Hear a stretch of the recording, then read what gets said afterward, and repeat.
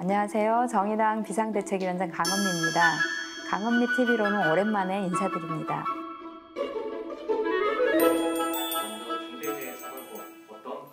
제가 1호 법안으로 중대재해기업처벌법을 발의했습니다. 중대재해, 중대산업재해나 중대시민재해가 발생할 때 기업과 경영 책임자에게 책임을 묻는 법안이고요. 실제 이 법을 통해서 중대재해를 예방하려고 하는 것입니다. 법 통과는 중대재해처벌법으로 통과가 되었습니다. 얼마나 단식을 하신 건가요? 네, 23일 동안 했고요. 저 말고 다른 분들은 29일 동안 하셨습니다. 어떻게 생활하셨어요? 추위하고 싸우고 배고픔하고 싸우느라고 많이 힘들었는데요. 아무래도 사회적 약자들, 특히 이제 노동 문제와 관련해서는 많이 관심을 안 갖다 보니 결국은 목숨을 건 단식 농성까지 하게 됐습니다. 단식 농성 중에 어떤 생각을 주로 하셨나요? 국민의 생명과 안전을 지키는 것을 최우선으로 해야 하는데 자식을 잃은 유가족이 단식까지 해야 되는 상황이 너무 서글프기도 했고요. 밤에 천막 농성을 하는 캄캄한 곳에 있으면서 그 어두운 곳에 일하다가 혼자 목숨을 잃은 우리 김용균 노동자도 생각이 났고 그냥 참 많은 생각을 좀 했습니다. 단식이라고는 해도 최소한 뭔가를 먹기는 하죠? 네, 물을 하루에 2리터 정도 먹고요. 소금을 좀 먹습니다. 그리고 효소를 조금씩 먹는데 이제 이 단식이 길어지다 보니 물도 효소도 먹을 때마다 좀 몸이 안 받아들이고 해서 좀 막바지에서는 되게 많이 어려웠어요. 몸무게는 얼마나 빠지나요? 사람마다 다른데요.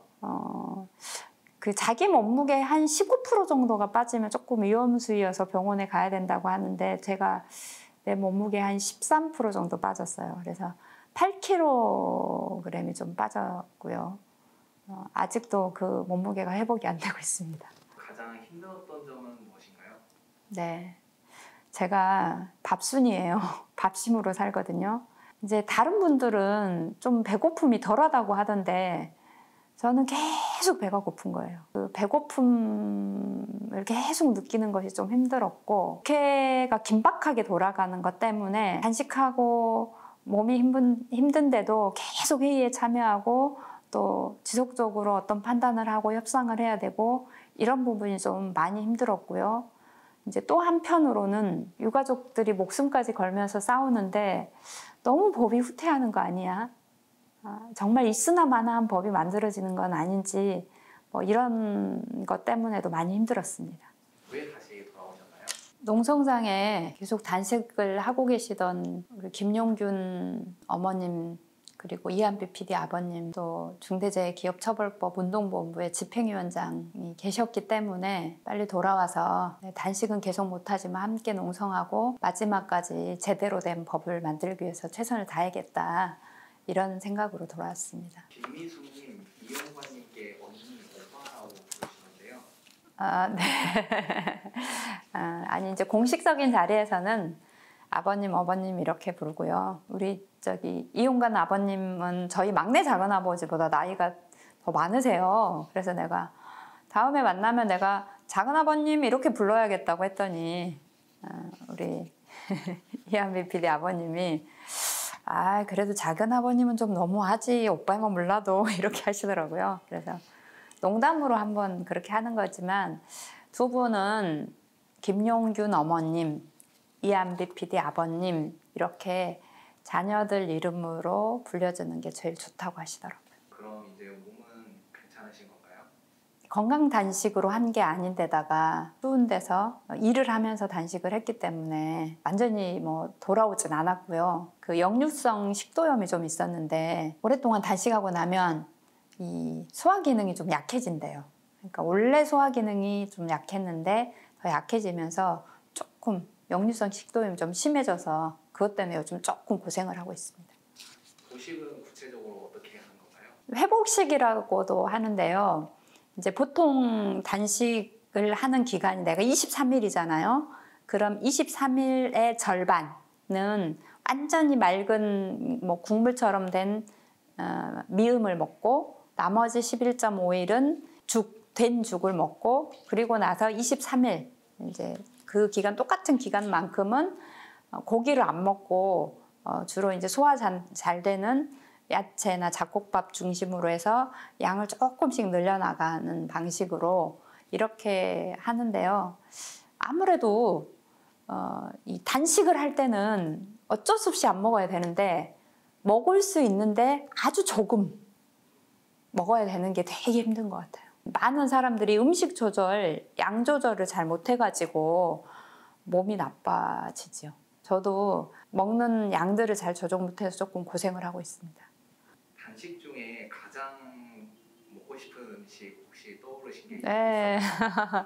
내가 밥을 엄청 좋아하거든요. 그래서 밥하고 우리 집에 이 3년 된 묵은김치가 있었는데 묵은김치하고가 제일 먹고 싶었고요. 그리고 저희 이제 엄마가 오리탕을 되게 맛있게 끓이세요. 그래서 오리탕하고 우리 아버지가 김치국을 정말 맛있게 끓이시는데 김치국하고 이렇게가 먹고 싶었는데 오리탕은 한번 먹었고요. 아버지가 끓여주신 김치국은 아직 못 먹어서 이번에 내려가면 아버지가 끓여준 김치국을 먹어야겠습니다. 중대재해처벌법 본회의 기권토론 영상을 보고 함께 마음이 아팠다는 댓글이 있습니다. 아마 나랑 똑같은 마음이었을 거라고 생각을 합니다. 노동자들이 충분히 안전하게 집에 돌아올 수 있는데 기업이 제대로 된 안전 조치를 하지 않아서 억울하게 죽은 노동자들이 너무 많고 그런 면에서 중대재해처벌법이 제대로 만들어져서 더 이상 무고하게 죽는 노동자들이나 시민들이 없어야 된다라고 생각을 했고 그런데 이제 법이 많이 훼손돼서 너무 서글펐고요. 아마 그 댓글을 남기신 분도 나와 같은 그런 마음으로 아니 국회에서 시민의 생명과 안전을 지키는 것보다 더 중요한 게 어딨어. 그런데 왜 저렇게 제대로 된 법을 안 만들고 후퇴를 시키는 거지? 라고 하는 그런 마음에 동감하지 않았을까 이런 생각이 좀 들었습니다. 법안 통과 이후에 중대재해처벌법과 관련해서 어떠한 노력을 하고 계시나요? 시민도 그리고 노동자도 또 시민사회 단체들도 필요한 법을 시민들이 한 목소리로 만들어낼 수 있구나 그런 경험을 한 것 같아요. 그러니까 일부 후퇴되긴 했지만 그래도 재정법을 만드는 데는 또 나름 의미가 있었거든요. 이제 그런 면에서 우리가 이 법의 재정이 갖는 의미와 관련된 토론회도 한번 진행한 적이 있고요. 그리고 이제 법 제정 이후에 시행령이 만들어지면 그 시행령이 또 제대로 만들어지는 게 필요해서 시행령을 잘 만드는 것에 우리가 어떻게 감시할 것인지 내년 이 법이 시행되기 전에 기업 안에 안전 문화를 만들게 할 것인지 대책을 좀 강구하자라고 하는 토론회하고 유가족과 간담회 등을 거쳤고 크게 3가지를 할 생각입니다. 첫 번째는 여전히 법이 미흡해서 법 개정 운동을 좀 해야 되지 않을까 싶고요. 또 한 가지는 시행령이 제대로 만들어지도록 하는 걸 해야 될 것 같고 안전 문화를 제대로 조성하기 위해서 한 감시 활동 이런 것들이 좀 필요할 것 같습니다. 그래서 이런 일들을 좀 하려고 합니다. 강은희에게 밥이란 어떤 의미인가요? 네, 밥이요. 생명입니다. 아무래도 정치가 해야 할 일은 저는 시민들이 먹고 사는 문제를 해결해 주는 거라고 생각하거든요.